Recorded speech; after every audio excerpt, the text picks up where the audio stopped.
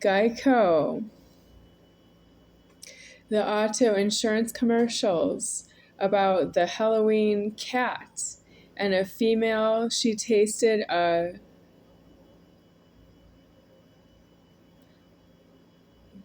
what do you call that? A potion? No, it was a brew. Yeah. The female roommate in an apartment, she tasted a brew from a witch of sorts.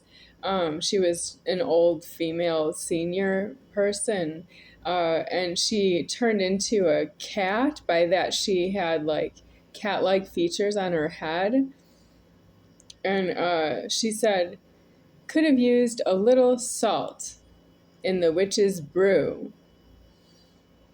And she didn't really make it that far in the commercial. It ended.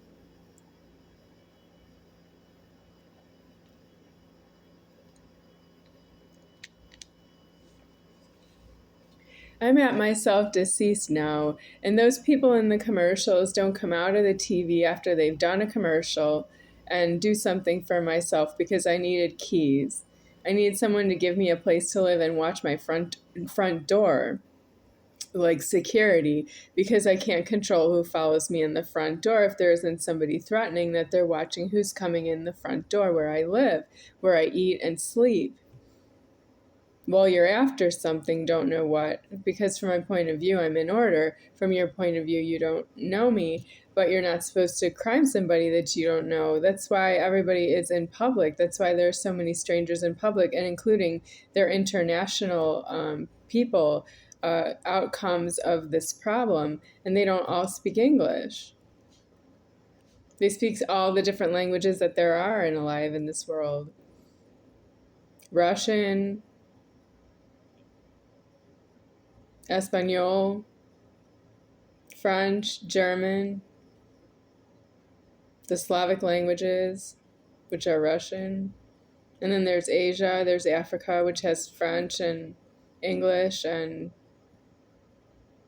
Swahili. And then there are all the indigenous peoples everywhere in the world.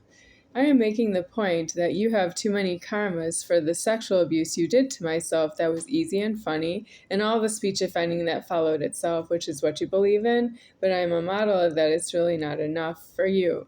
You can't believe in something conceptually and that you are home with yourself. If you see something that is against itself, you go to prison because you can see it, because you're contributing, you're consuming, and you belong in prison. And what am I doing here if I'm that problem? I'm holding alive of all of you, and you don't know who I am because you glutton the stock, and that's not fair that you're gluttoning in public. You know you're doing something wrong by paying for food on price, and you know the money in the banking's really not yours because you have to give a name and the bank people don't know who you are. There's no reason for me to be in prison yet.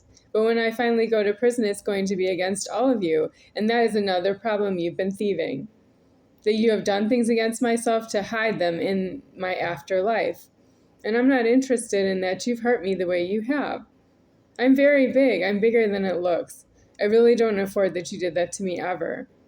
I'm coming to myself deceased because it's not true that I'm going to accept this body, God form. It's true you're going to be stuck with all that you did to yourself, against yourself, with yourself, and I'm going to be extinguished.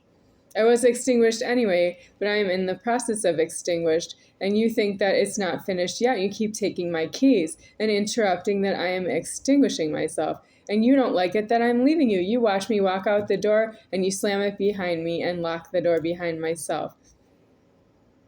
And I'm just trying to extinguish myself in eternal life, and you don't want me to leave you here and now.